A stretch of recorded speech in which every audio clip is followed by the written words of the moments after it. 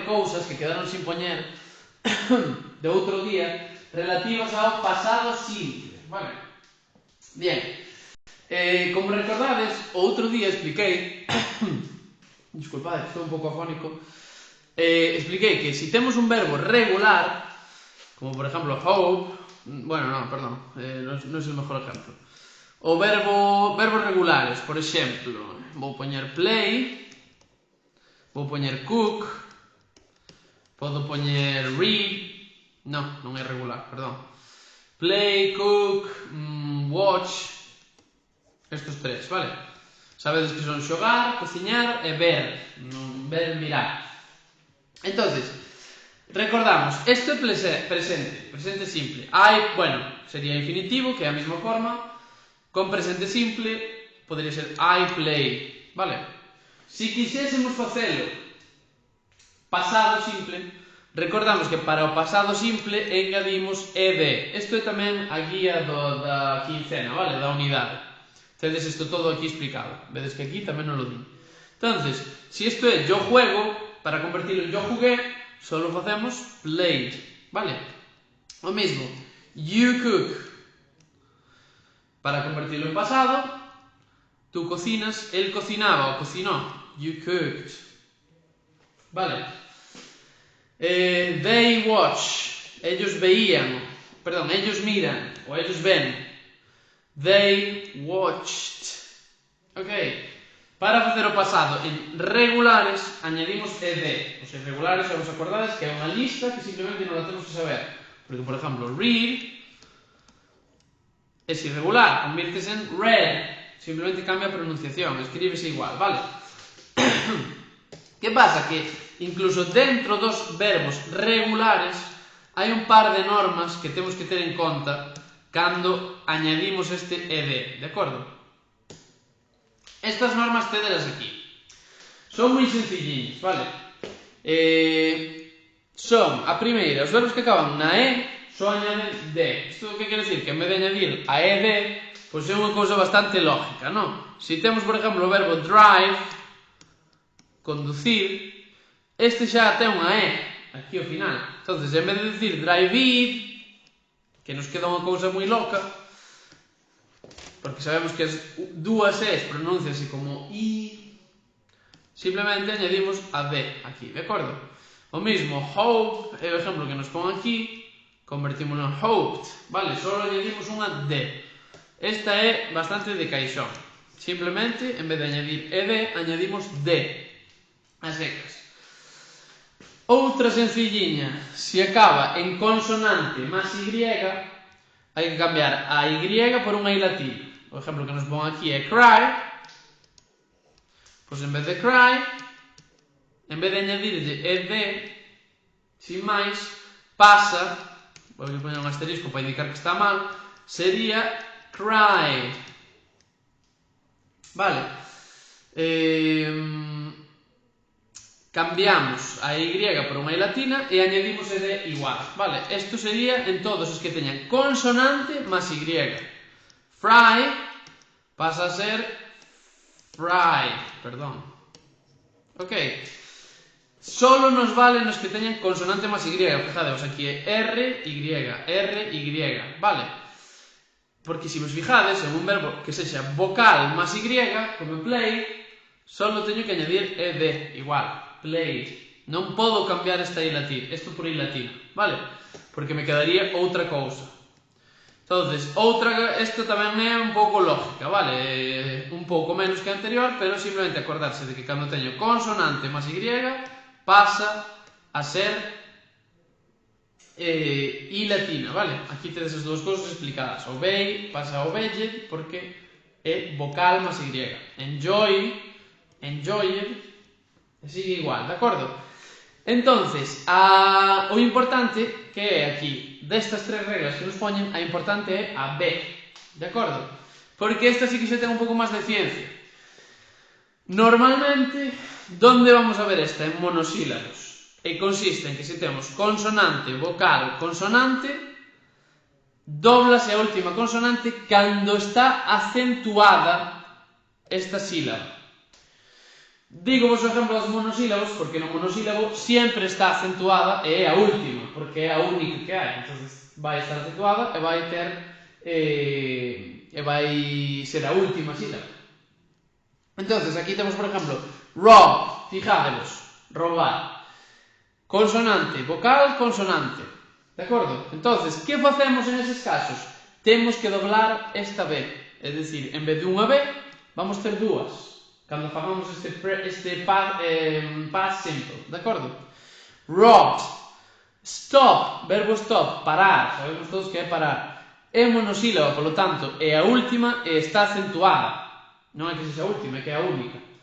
Pero está acentuada porque é a única que hai. Entonces, consonante, vocal, consonante. Stopped, doblamos a P.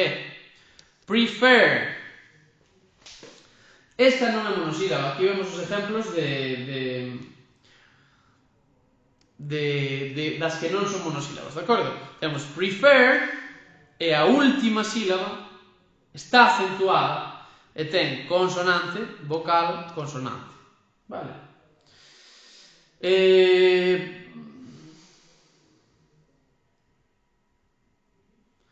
Si vemos un verbo, vou usar un verbo un pouco complicado, porque é o único que se me ocurriu agora, que cumpla esta outra característica. Este é o verbo prosper. Creo que, a ver se non estou metendo a gamba. Porque igual o acento non é aí. Pero aquí o acento iría na primeira sílaba. Entonces, cumple a norma de consonante, vocal, consonante? Sí, pero non é a última sílaba a que está acentuada. De acordo? A acentuada é anterior. Entonces, para este sí que só añadimos ed. Fijádevos, ten que cumplir as normas de que a última sílaba este acentuada e que sexa consonante, vocal, consonante. A maioría dos casos, como vos digo, son monosílabos, vale? Porque o inglés non tende a ter... A maioría parte de verbos en inglés non son agudos. É dicir, non teñen un acento na última sílaba. Pero vai haber casos, vale? Entonces non vos podedes fijar solo do de consonante, vocal, consonante, porque hai casos no que non vai funcionar, vale? Que sexan as palabras de máis de unha sílaba que teñen o acento na primeira ou en outras que non sexan a última, de acordo? Entonces, estas normas son super importantes, vale? Tanto como saberse os verbos irregulares. Por qué? Porque senón tampouco vamos facer ben. Si chegamos ao examen e en vez de stopped poñedesme Dios, que non sei que me pasa hoxe, escribidesmo así, isto non se lee stopped, isto lees stopped. Este é o motivo polo que se dobla. Vale, entonces estamos dicindo unha palabra, significa que, o sea, unha palabra distinta que aínda por riba non significa nada, vale? Entonces, moito cuidado con eso. Sempre esas dúas normas, cando sexan acento na última sílaba ou palabra monosílaba que cumpla consonante, vocal, consonante, ao final, doblamos esa última consonante, de acordo? Moito cuidado con estas reglas, vale? E despois vou a dar rapidamente unha excepción, vale? Deste tipo de declaracións. Bueno, aquí na guía da unidade tedes expresións cos que podemos ver pasado simple, por exemplo, ou pasado continuo. Temos yesterday, onte, non? Pois onte pola mañá, onte pola noite. The day before yesterday. O día antes de... O sea, sería antonte, pero en inglés non teña unha palabra sola. La semana antes de la pasada. La noche antes de la pasada noche, vale? Estas son cousas que podedes ver en past simple. La noche pasada, o sea, onte a noite, last night. This morning, esta mañá. 1 week ago. Cuidado con este 1 week ago porque se refiere a hai unha semana, exactamente. Entonces, 1 week ago, se hoxe é lunes, 1 week ago era o lunes pasado, vale?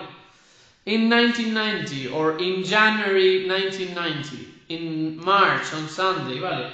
Un punto específico no pasado, todos eses tamén levarían past simple, vale? E despois temos xa a composta, vale? Que é when... É dicir, cando, pois, when he was a student, cando Paul era estudiante, jugaba al baloncesto. Paul was to play basketball when he was a student, vale?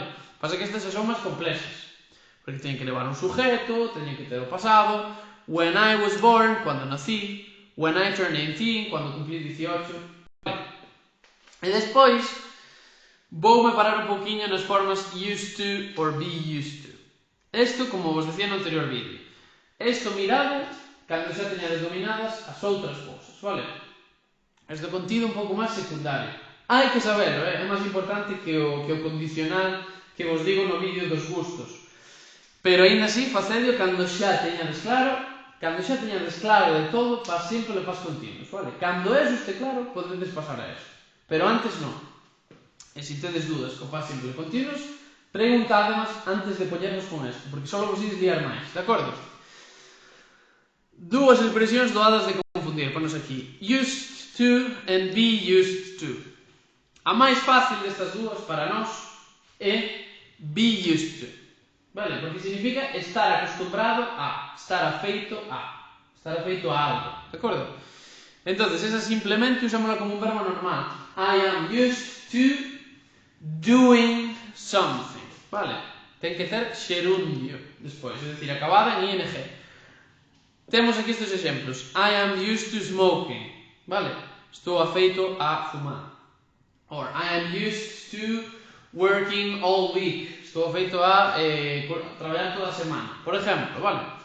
Entonces, esta solo temos que saber eso de I am, es decir, to be, or you are used to, or he is used to, máis un gerundio é o de estar acostumbrado a.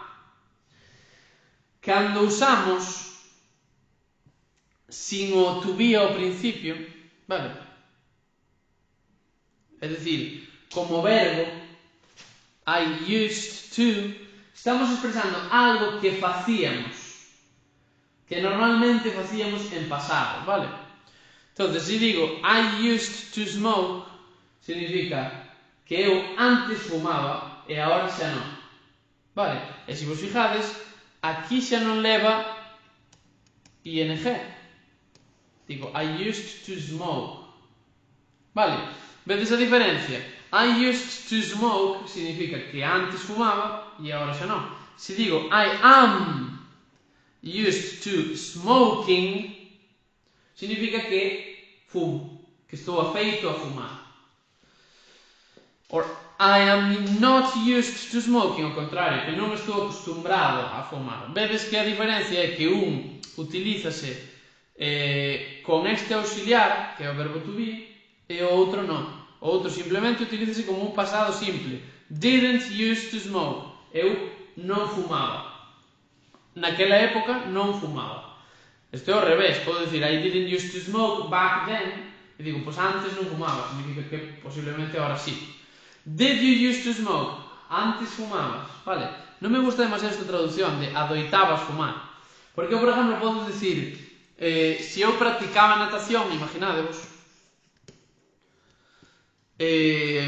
imaginade eso, que eu antes nadaba, iba a nadar todas as semanas. Pois eu diría, e agora xa non o fago, por o motivo que sea. Eu podo dicir, I used to swim twice a week, imaginadevos. Pois que eu antes nadaba 2 veces a semana. E agora xa non o fago, vale? Entonces, eu antes nadaba, vedes que swim vai en presente simple, o sea, en infinitivo, twice a week. Si quero decir que estou acostumbrado a nadar 2 días a semana, como diría? Pois teria que usar ese to be e usar gerundio en vez de infinitivo aquí, vale? Entonces, I am used. Que se vos fijades, isto sí que é a traducción literal de estou acostumbrado. I am used, estou afeito. Vedes que temos 2 palabras. Estoy, I am, acostumbrado, to swimming. Isto é a diferencia importante, vale? Uf, vaya churro me quedou aquí. Swimming. Twice a week. Vale? Entonces, cuidado con esta diferencia. Como os digo, isto hai que sabelo. pero o importante é que saibades primeiro o relativo a pasado simple e pasado continuo, de acordo? Cando teñades claro ese pasado simple e ese pasado continuo é cando podemos empezar a repasar estos continuos, vale? De used to, be used to. É dicir, isto é unha cousa que vamos a ter que saber, vale? De cara ao final de curso. Que pasa? Que eu nun examen dificilmente vos vou poñer un exercicio solo desto, vale? Solo de used to, porque é unha parte residual da expresión do pasado en inglés. En cambio, un exercicio de pasado simple e pasado continuo, pois igual tampouco vos lo poño, pero se non tedes claro eso, non vos van quedar claro os tempos verbales que veñen despois, vale? Da mesma maneira, se non tedes claro o pasado simple, non ides ter claro eso. Entonces, o importante desta unidade, super máis importante con diferencia, é saber o de I like doing, que vos decía antes, es decir, formas de expresar gusto e disgusto, e que vayan sempre con ing, e ter moi clara a diferencia entre pasado simple e pasado continuo, de acordo? Aquí, nesta unidade virtual, por iso vos digo sempre que tedes que priorizar máis o que poño eu que o da guía. O da guía tedes que mirarlo, pero o que hai que estudiar co examen é as cousas nas que eu me centro que vexades na guía. Porque, por exemplo, na guía temos moitas cousas, por exemplo, aquí, perdón, non, isto non, sí, isto, non me abre agora porque ao estar grabando non abre, pero isto é un vídeo no que explica a diferencia entre pasado simple e present perfect, presente perfecto. Isto ainda non o estamos dando, vale? Entón, isto a min agora non me interesa que miredes, porque vos ides liar. Estamos agora con estes dous tempos verbales e non quero meter un terceiro, vale? De feito, puxeno aquí por error e isto teño que borrarlo. Porque como vino aquí, pois dixen temario, pois tamén presentar. Pero non nos interesa ahora mismo, de acordo? Isto sería de outra unidade. O mismo, aquí, por exemplo, teño máis fórmulas para expresar gustos e preferencias. Isto sóbrame a mí. Porque que o queredes mirar, se ides sobrados, vale, pois avance. Pero I'm fancy, I enjoy, I'm crazy about, I'm mad about, I'm keen on, I'm fond of. Isto todo, hai xente que estaredes aquí que teredes un nivel de inglés estupendo, vale? E xa tedes clarísimo, igual estás dicindo, guai, Guillermo está unha hora explicando el presente simple e eu eso xa me sei de memoria. Aí é cando podedes ampliar, ir a guía e coller isto e decir, vale, pois mira, outras formas de decir que algo che gusta. I'm keen on swimming, I'm keen on, I'm fond of, it is my favorite, it's good, vale? Dislikes, lo mismo. It really bugs me, son cosas super específicas, de acordo? Que non necesito que saibades. Entonces, a guía, estudiade no que vexades que eu me centro, de acordo? Expressing a difference, lo mismo, ok? Cosas que sí que son interesantes na guía, os estos, os verbos irregulares, porque xa vedes que eu nos vídeos, pois que me estou parando nesto. Intentade facer sempre o reading, sempre os listenings, de acordo?